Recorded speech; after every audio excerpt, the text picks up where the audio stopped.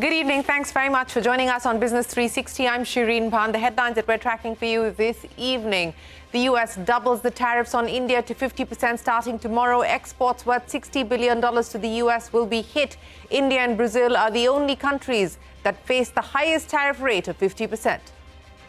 Stalled exports, disrupted supply chains, threatened livelihoods. India's gems and jewellery sector braces for a tough ride with higher U.S. tariffs set to come into effect. The industry warns that nearly 1.7 lakh workers could stand to lose their jobs, asks for special relief schemes. The textile sector also seeks special financial assistance. A sell-off on Dalal Street. The Sensex and the Nifty post the biggest single-day decline in 3 months. 42 out of the 50 Nifty stocks close in the red. President Trump says he's fired Federal Reserve Governor Lisa Cook for allegedly committing a mortgage fraud. Marks the first instance of a U.S. president firing a central bank governor in the Fed's 111-year history. Cook hits back, says Trump does not have the authority to fire her, adds she will not resign. Prime Minister Modi flags the first unit of the E-Vitara from Maruti's plant in Gujarat. It's the company's first battery EV and will be exported to 100 nations. Prime Minister also inaugurates a lithium-ion battery manufacturing facility. At least 3 people are dead after flash floods hit Jammu and Kashmir's Dora district. A red alert in Himachal as heavy rain sparked flooding fears in Manali and Mandi. Israel faces worldwide outrage after bombing a hospital in Gaza, killing 20 people, including 5 journalists. The hospital was bombed twice, and the second attack killed rescuers and journalists. Prime Minister Netanyahu apologizes for what he calls, I quote, as a mishap. Elon Musk files a lawsuit against Apple and ChatGPT maker OpenAI, accusing both companies of joining hands illegally to stifle competition. Musk takes aim at Apple's decision to integrate ChatGPT into its smartphone through an exclusive arrangement. Well, let's start with the day's market action. The market recording its biggest single-day fall that we've seen in the last 3 months. Ahead of Trump's tariff implementation, we saw the pressure building up. Financial stocks remained weak. The Nifty Bank closing at its lowest level since the 9th of May, down by about 700 points. Today, the Nifty Mid-Cap Index lost 1.5%, a 900-point cut there. 850 gone on the Sensex, and the Nifty dropped by about 255 points. All sectors closing in the red, barring FMCG. More than 40 Nifty stocks closing in the red today, registering losses of up to 4%. Nigel is standing by with the day's market action. Nigel, market under pressure today. Well, it was a weak trading session today for the Indian markets. Trump's tariffs, well, that's clearly weighing on markets. It's a truncated week.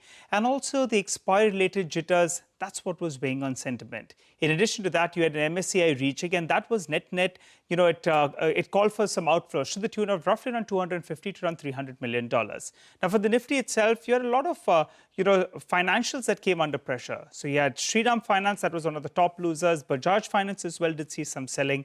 And add to the list of Sun Pharma as well as Tata Steel. So all those 4 were the top losers on the Nifty. However, domestic-facing themes, that was the place to hide. So Eicher Motors was one of the top gainers from the auto pack out there, and one of the top gainers on the Nifty. Maruti Suzuki as well, they rolled out their first battery EV, E-Vitara, from their Gujarat plant, and the street liked that, so that stock as well was up close to 2%. Street is factoring in this GST rationalization could potentially be good for autos in the second half of the year or towards the end of September. So that's why those stocks did well. A lot of these FMCG names as well, that was the pocket to hide in. So today you had HUL, Nestle India, ITC, more domestic facing in nature.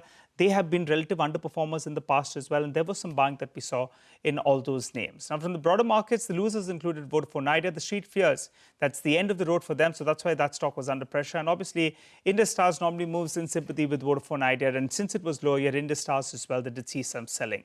But from the broader markets, though you had a very, very dull day, you had Vikram Solar, that was a new listing, went over with gains of more than 8%. Protein E-Govern as well as BLS International, they won orders from Aadhaar, pertaining to Aadhaar. Both those 2 stocks, in fact, were up in trade. And Ola Electric, out of nowhere, from the recent low, the stock is up more than 20%. There's this PLI benefit that they're now factoring in. So that's why those were the stocks that actually outperformed the market. Towards the end of trade, though, you had their MSCI impact. Net MSCI outflows is what we saw from the Indian markets. However, stocks like Hitachi, Swiggy, as well as Vishal Mega Mart, all of them did perk up towards the end of trade. What's the way ahead? Trump's tariffs are clearly weighing on sentiment. weighing on investor appetite as well. But the real trigger is going to be earnings recovery and recovery in the domestic economy as well. That's something that's high because there has been some monetary policy support as well as fiscal support. Now, all eyes are on the domestic story, whether or not a recovery is in store. Nigel, many thanks for joining us. The market's under pressure today, and that is the big story this evening. Come tomorrow, India will face a 50% tariff on its exports to the United States. The Trump administration has now notified India about the imposition of the additional 25% tariffs, blaming it on India's oil purchase from Russia. However, the US has not penalized China, which is the largest buyer of Russian oil. India's tariff rate is now higher than all of its peers in Asia and the neighborhood. Countries like Vietnam, Malaysia, Indonesia and Philippines all have tariffs in the range of 15 to 20%.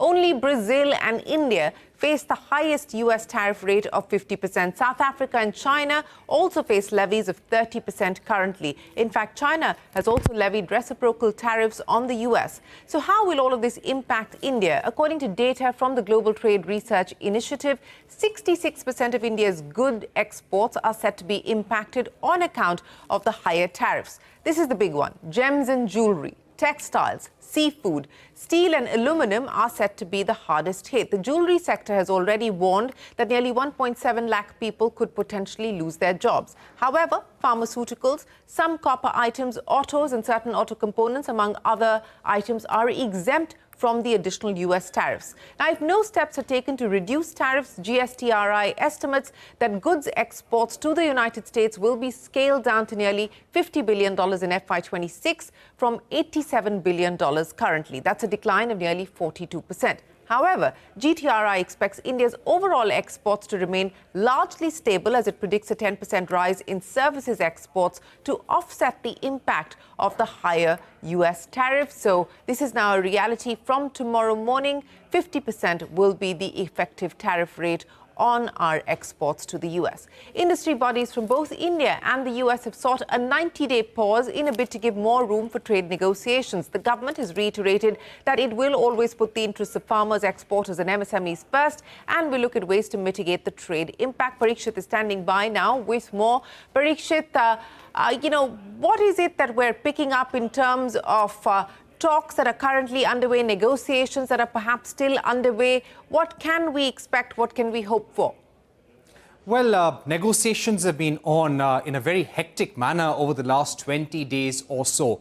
But so far, there is no solution. The fact that the White House has notified the 50% tariff rate is an instruction to importers that if you're getting goods in from India, this is the tariff rate that will be implemented. It's a top-line rate of 50%, starting 12:01 a.m. Eastern Daylight Time on the 27th of August, which is 9:31 a.m. India time. Definitely, this is going to be a setback for India's textile sector, footwear, leather, apparel sectors in a big way. The hope is that many of the exporters, many of the large and small exporters have already sent a lot of consignments to the US in the last few months, and therefore there will be a cushion for the next few weeks.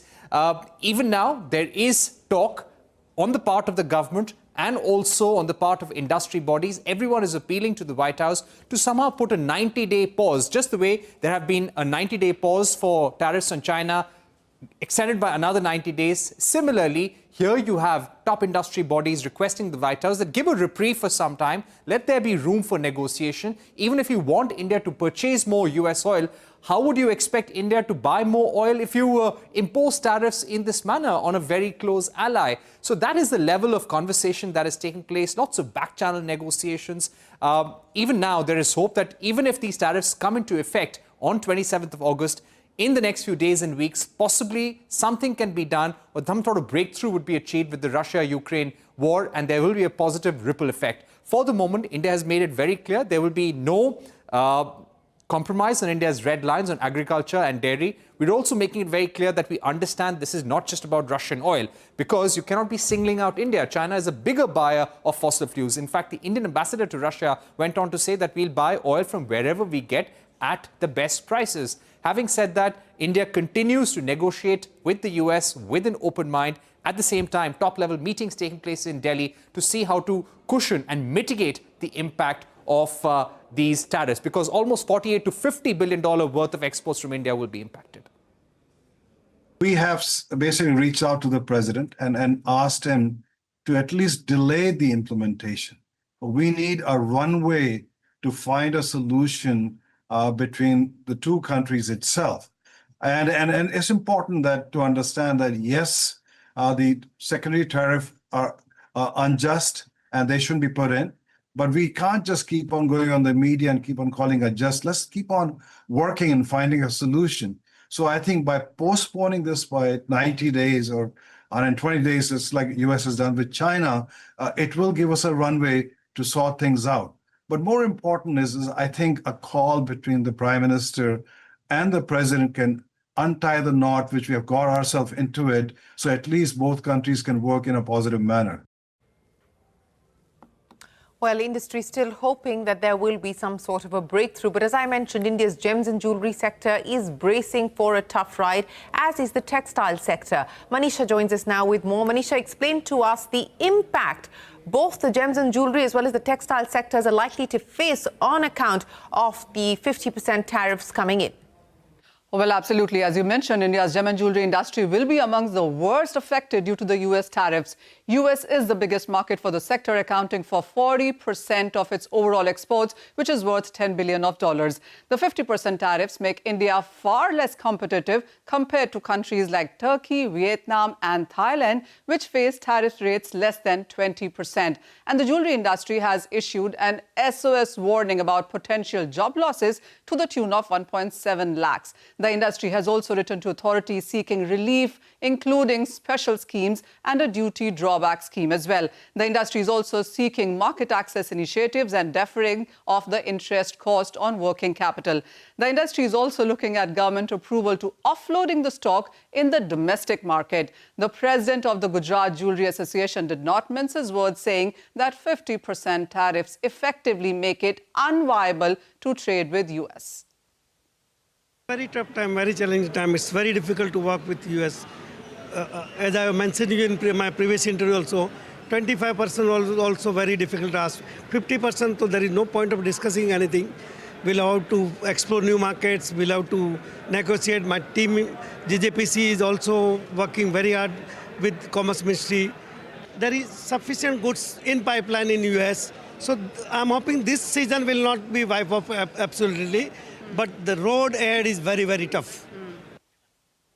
Another sector that will feel the brunt of the tariff is textiles. The US accounts for 35% of India's total textile exports. The value of these exports last year was nearly $11 billion. The industry is also asking for government intervention. Textile exporters are calling for a special financial assistance to tide through the crisis. Many textile units in Tamil Nadu's Tirupur have been shut as consignments are put on hold. The industry is fearing job losses, even though has not happened so far. The industry fears that the exports to the US could decline by anywhere between 28 to 40%. The Federation of Indian Exporters remains hopeful, though, that both nations are engaging in talks and that would ease the tough tariff burden going forward. We are also hopeful that very soon they will come on a negotiating table. As and when the BTA is finalized, please bear in mind that the top two leadership has given a terminal date of fall of 2025, which is still a few months away. And therefore, we have time till October to finalize the deal. To bridge in, they don't have that much of profit margins. And therefore, I'm pretty sure that in September, we will see export to US dropping down drastically. The good thing is that 45% of the export, which is under Section 232 or in the exempt category, that may continue for some more time. Well, tough times for India's exporters and now seeking government assistance and support. Mark Mobius, chairman of the Mobius Emerging Fund, has said that India will be okay despite the tariff impact and that only certain sectors, including pharma and garment industry, will be hit. In fact, pharma is exempt. Speaking to CNBC, Mobius said that despite these high tariffs, India's economy will continue to do well. Take a look. India will be okay, even though it will hurt some industries. For example, pharmaceuticals would be hurt because about 40% of pharmaceuticals exports go to the US. The garment industry, of course, will be hurt because a big portion of their exports go to the US. jewelry, gems, that sort of thing will be hurt. So those are the three industries, I would say, which will be most hurt by these tariffs. But overall, we would see maybe 0.5% to 0.75% cut in the growth rate of the Indian economy. In other words, instead of going up by 7 or 6%, we might see 5.8 or 6.1 in terms of economic growth for India. So generally speaking, it's bad for India, but it's not disastrous. Well, that's Mark Mobius. Moving away from tariffs, Prime Minister Modi flagging off the first unit of the E-Vitara in Gujarat's Hansalpur. This is, of course, a car from the Maruti Suzuki stable. He also inaugurated a lithium-ion battery manufacturing facility. The auto giant will start deliveries of its battery electric vehicle within few months, and the target is to emerge as the country's largest electric car maker in the first year. Maruti will also export its battery EV to nearly 100 countries, including Europe and Japan, with the aim to export between 50,000 to 1 lakh units on an annual basis. Speaking at the event, Prime Minister Modi has said Maruti Suzuki's project in Gujarat is a big leap towards the Make in India target. Bharat की make in India इस यात्रा में एक नया अध्याय जुड़ रहा है। ये make in India, make for the world हमारे उस लक्ष्य की तरफ एक बड़ी छलांग है। आज से भारत में बने इलेक्ट्रिक व्हीकल्स 100 देशों को एक्सपोर्ट किए जाएंगे। Well, you must be wondering, where is the steering wheel of this car? Well, this is the E-Vitara, which is going to be made in India and exported globally. So, for the Latin American markets and a lot of other abroad international markets, the steering wheel is on the left side of this car. I am sitting, you have guessed it right, in the newest E-Vitara, which is going to be manufactured in India in its Hansalpur plant in Gujarat, and will be exported to over 100 countries, including high-tech markets like Europe and Japan. And it's rolling off the production line right here at the plant, making India a global EV manufacturing hub. Now let me show you the car. Now this car was showcased by Maruti Suzuki in the Bharat Mobility Auto Expo this year. So there is nothing new in this. However, it is a spacious car. Look at the controls. It's very much similar to the current E-Vitara. It's spacious, very luxe interiors. Nothing new and major over here. However, it has some modifications for the international market, especially for other Latin American markets, which has different tonalities and different things in their car. So our effort is to localize the supply chain as much as possible. Maruti Suzuki stands for deep localization. And the other inauguration that you saw today, our fellow subsidiary TDSG, they achieved deep localization from the battery to the cell and from the cell to the electrode. So they are manufacturing the electrode for hybrid batteries, and that has been inaugurated today. So the effort is to localize as much as possible. Well, that's Maruti Suzuki's new electric vehicle, the Vitara. Up next on Business 360, the government has done all it can to help Vodafone Idea, says the Minister of State for Telecom in an exclusive conversation with CNBC-TV18. That and more when we return.